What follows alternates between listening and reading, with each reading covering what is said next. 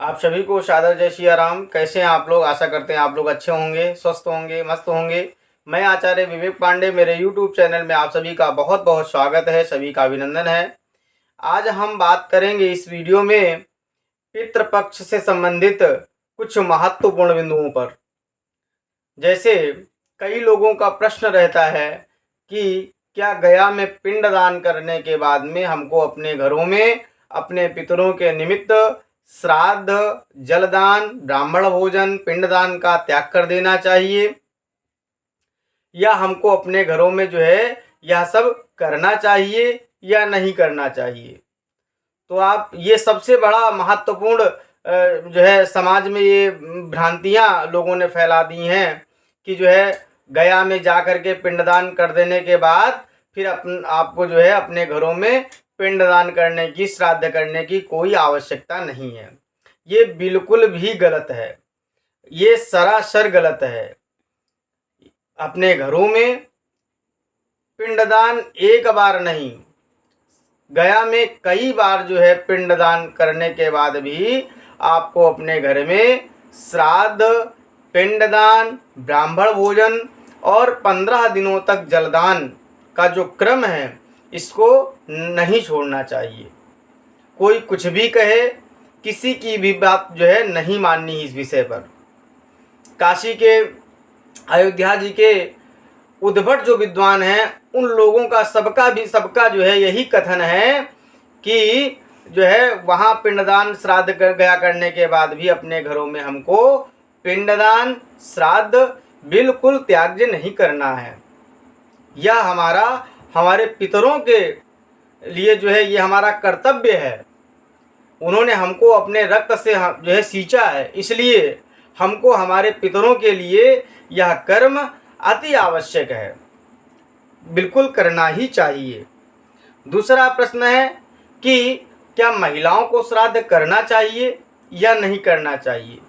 ये जो बातें हम बता रहे हैं इसमें आप कई लोगों के प्रश्न जो है छिपे हुए हैं, कई लोगों के प्रश्नों के उत्तर छिपे हुए हैं। आप लोग सभी लोगों को इसी वीडियो में आपको जो है सारे उत्तर जो है देने का मैं पूर्ण प्रयास कर रहा हूँ। तो दूसरा ये है कि महिलाओं को श्राद्ध करना चाहिए या नहीं करना चाहिए अपने पति के निमित्त, या जो लड़कियां हैं वो अपने पिता के निमित्त श्राद्ध करें या ना करें।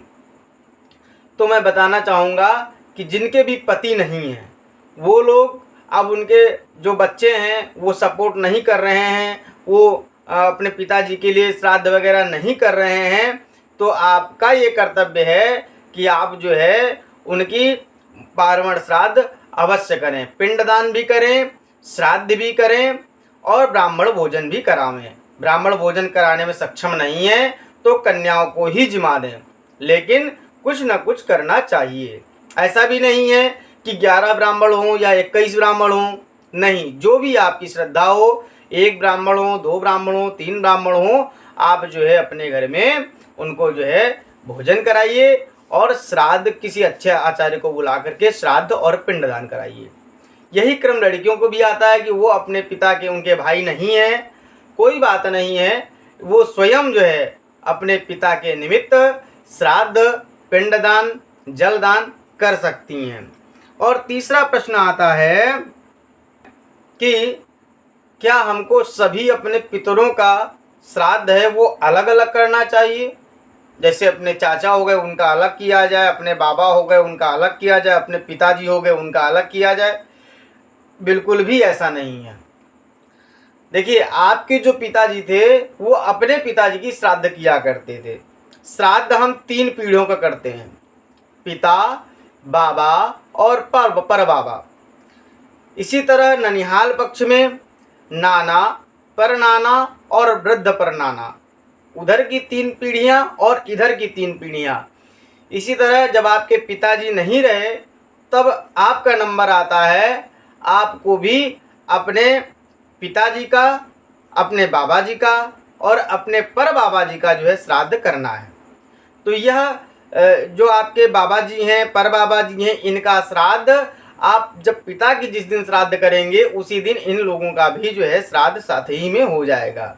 यानी कि जो सबसे बाद में जिसकी श्राद्ध जो है प्रारंभ हुई है उसी के दिन सभी का श्राद्ध हो जाएगा, उसमें कोई भी संशय नहीं है।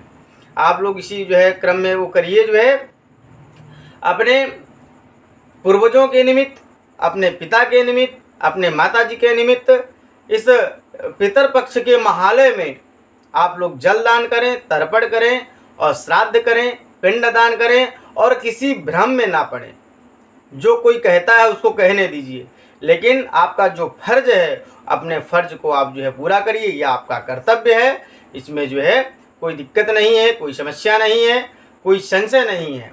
आप लोगों को हमारे द्वारा दी गई जानकारी अगर अच्छी लगी हो तो आप इसको अधिक से अधिक शेयर करें, हमारे वीडियो को लाइक करें और कमेंट में आप लोग जय सिया राम लिखें। और अभी तक अगर आप लोगों ने हमारे चैनल को सब्सक्राइब नहीं किया है तो आप सभी से निवेदन है कि हमारा चैनल सब्सक्राइब कर लें, ताकि पूजा पाठ व्रतोपवास से संबंधित जो है जानकारी जो है आप तक हम साधारणतया जो है पहुंचा सकें।